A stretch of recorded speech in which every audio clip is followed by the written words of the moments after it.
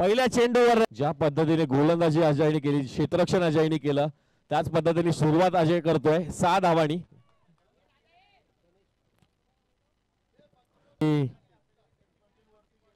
पुन्हा एकदा 2 चेंडू आणि 2 खणखणे मधून येत आहेत.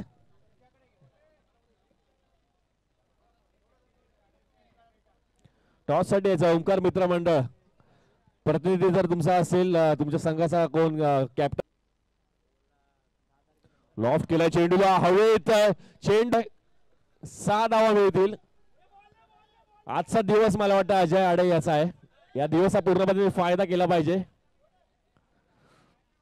फार कमीच दिवस येतात अशा प्रकारचे परिधान करून गौरवण्यात आलेले खेळाडू. त्या दरम्यान सलामी दिली जाते, षटकार येतोय. असेल तर ही इनिंग झाल्यानंतर टॉस साठी यायचं आहे. इनिंग झाल्यावर लॉफ्ट केला चेंडू हवे, चेंडू एलिव्हेशन मिळालंय. पायचा झेल होतो का? झेल टिपला गेलाय.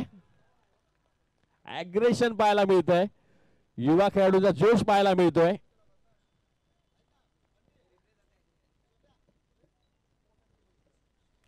जबरदस्त चेंडू होता. फुलर लेनचा चेंडू टाकण्याचा प्रयत्न, या ठिकाणी थोडस चेंज ऑफ पेस, हवेत चेंडू गेलाय. झेल स्वतःच्याच गोलंदाजीवर टिपला गेलाय.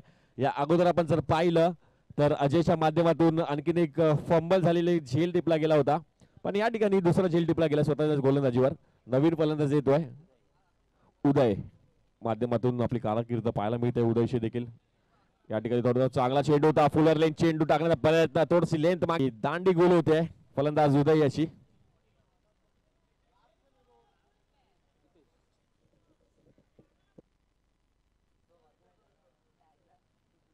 त्या दरम्यान पुन्हा एकदा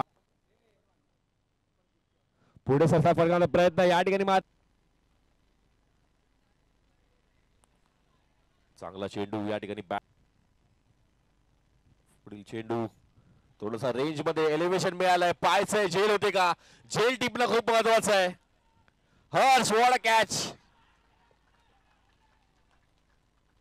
चेंडू होता.